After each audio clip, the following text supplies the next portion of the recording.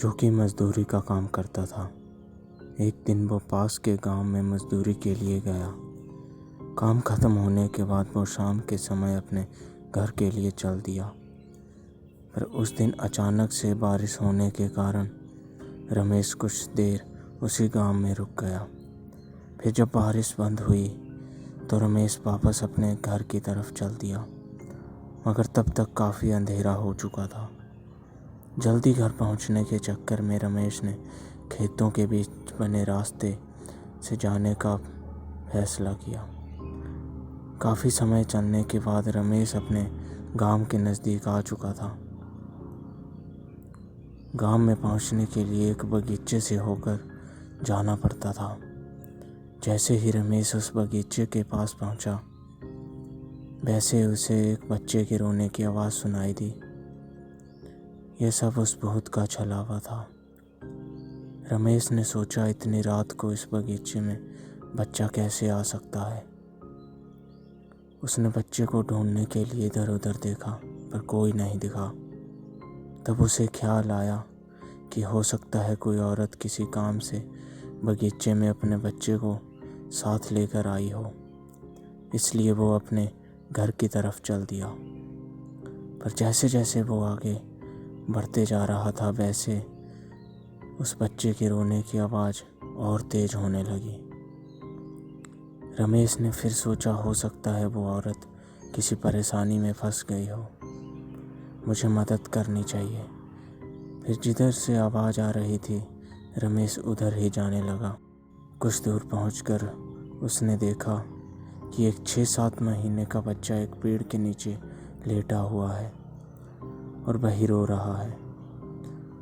रमेश तुरंत उस लड़के के पास पहुंचा और ज़ोर ज़ोर से आवाज़ देने लगा, कौन है यहाँ पे? किसका बच्चा है ये? मगर किसी ने आवाज़ नहीं दी। ये भूत का छलावा था। इसे रमेश समझ नहीं पाया। रमेश ने सोचा, शायद इसकी माँ यहीं आसपास कहीं बेहोश हो गई हो, इसलिए बोल नहीं रही। फिर रमेश ने पूरे बगीचे को छान मारा, मगर उसे वहाँ पे कोई नहीं दिखा।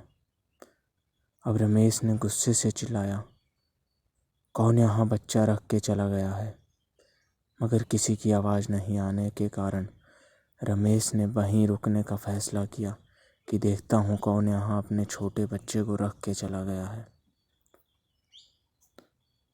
काफ़ी देर बीत जाने के बाद भी उस बच्चे को लेने के लिए वहाँ पे कोई नहीं आया। और रमेश समझ चुका था कि शायद कोई जानबूझ के अपना बच्चा यहाँ पे छोड़ गया है। तब रमेश ने उस बच्चे को गोद में उठाया और घर की तरफ चलने लगा। रमेश रास्ते भर चिल्लाते हुए जा रहा था, कैसे कैसे लोग रहते हैं यहाँ पे, अपने ही बच्चे को अकेला छोड़ के चले गए। गुस्से से वो पूरे रास्ते बड़बड़ाते हुए जा रहा था। तभी रमेश को ऐसा लगा कि उसे चलने में दिक्कत हो रही है, क्योंकि बच्चा बहुत भारी लग रहा था।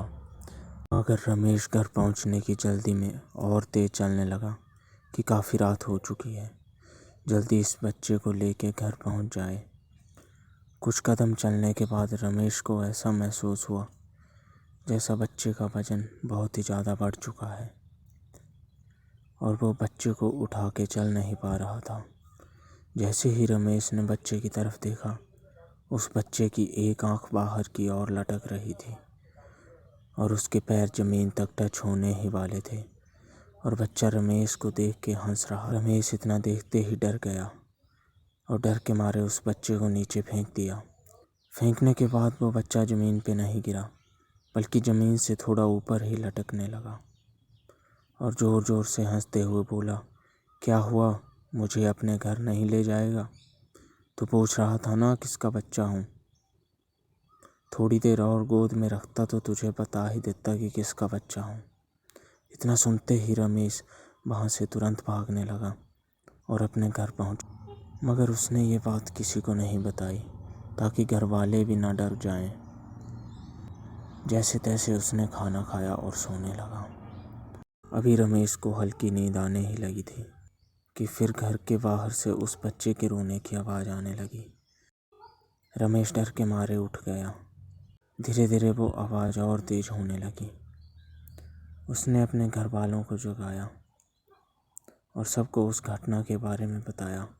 फिर उसने कहा वो बच्चा अभी भी घर के बाहर रो रहा है, मगर बच्चे के रोने की आवाज़ किसी को सुनाई नहीं दे रही थी।